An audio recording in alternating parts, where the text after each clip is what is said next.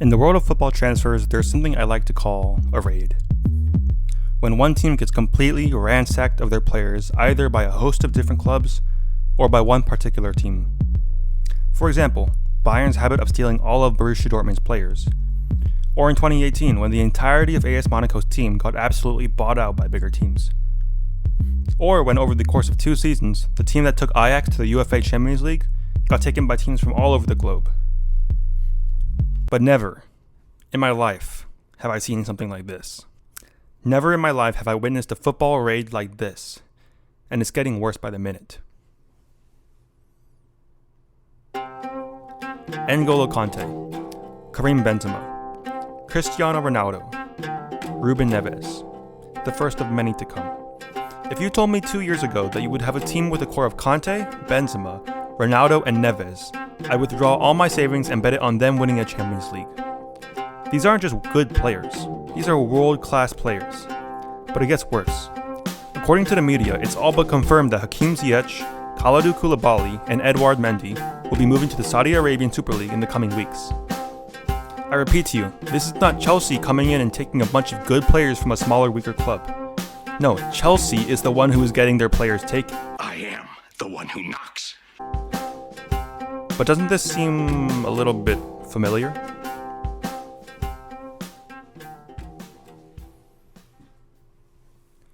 In the 2014-2015 Premier League season, Chelsea FC was on top of the world.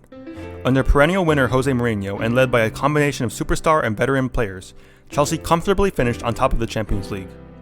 And if you remember anything from that Chelsea side, it might be Eden Hazard hoisting the PFA Player of the Year trophy, or new signing Diego Costa coming in and scoring over 20 goals.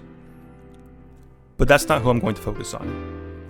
If you don't remember anything about that team, there was another staple of the side playing the classic number 10 role. His name was Oscar. The same guy who scored the lone goal in Brazil's 7-1 loss to Germany. The same guy who would go on to win Chelsea's Goal of the Year in that season, and he was only 24 years old, yet to enter the prime of his career. He was the future of Chelsea's midfield.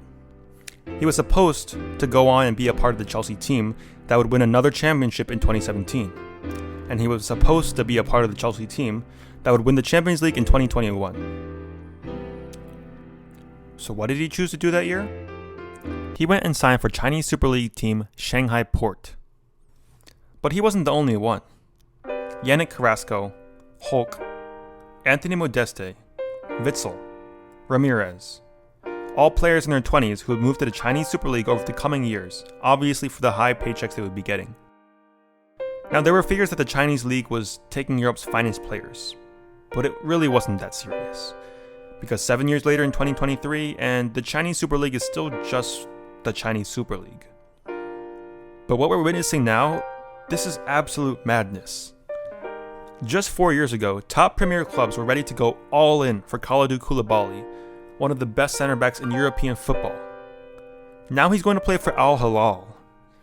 This year, there were rumors that Portugal star Ruben Neves would go on to sign for FC Barcelona or Liverpool. So where does he sign? Al Hilal. In the late 2010s, only 2 of the players who moved to the Chinese Super League had won a Champions League, Oscar and Ramirez. This year, these 7 Saudi Arabian transfer targets have a combined 14 Champions League to their name. And this is only the beginning. Do I think that the Saudi Arabian League will take over football? No. And even if it does, it would take, in my estimate, decades for a change like that to happen. After all, it's not sustainable for a team to pay an entire team a salary that could fund 10 generations of wealth. Neither would a league not qualified to compete in the Champions League be able to gain popularity that would rival top European leagues. But I think these moves are a signal of a greater change over the coming years. Messi's move to Inter Miami. Players still in their prime going to Saudi Arabia. And new countries progressing further in the World Cup. Football is expanding, everybody, and it's taking the world by storm.